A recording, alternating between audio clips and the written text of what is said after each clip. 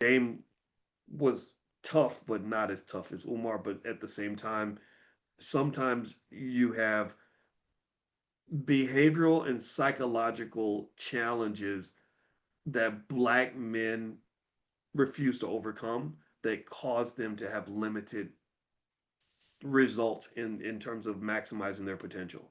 And I hope I said that in a way that kind of makes sense and sounds somewhat politically correct. I'm not here to sit and rail on certain people or act like I'm perfect or that I have it all figured out, but I can just tell you what I observed. And what I saw was I just saw, like I said, I would sit there and I'd say, oh my God, like if you humbled yourself and sat down and listened to somebody that understands how systems work, you could really build this into something that could be worth $1 billion.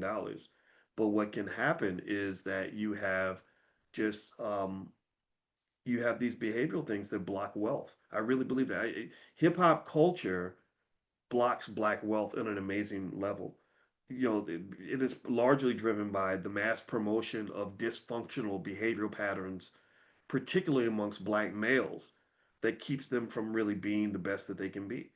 I'm not saying that everybody out here is like that. I'm not saying it affects everyone. I've worked with certain people in hip hop, Ice Cube and stuff like that, and Russell Simmons, and we got things done. We Ice Cube and I got things done together. I got things done with Russell Simmons, and it was a great experience because these guys get it. So there are some people that understand, but I've seen so many cases where I've been like, oh my God, if you would just shut up and listen and get you a team of good advisors and be humble. There's nothing wrong with being humble. And for whatever reason, hip hop culture tells you that humility is for suckers and all this other stuff. And so you have this culture that creates like these narcissists, and it that doesn't get you anywhere. And so I would encourage you to think about these things. These things really affect your economic outcomes. They really, really do. One thing I would say, if you look at billionaires, if you watch Jensen Huang sit down with Tim Cook at Apple, who runs Apple, who's sitting, let's say he's sitting and talking to Mark Zuckerberg or something, you really don't see the crazy behavior. Like you don't see guys saying, "Hey, I got 10 billion in the bank. Look at me, yo." Like you don't see that immaturity. Where they all run down to the jewelry store and go drop, $800,000 on jewels just to show that they're the man, right? Like they're sitting and they're humbly and strategically planning how they're going to literally conquer the world through systems and technology. So really this is how you get that power. This is how you build those wealth systems that will take you to a really powerful level.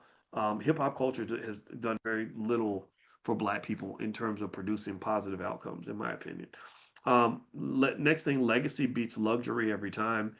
Rich families think of generationally about wealth.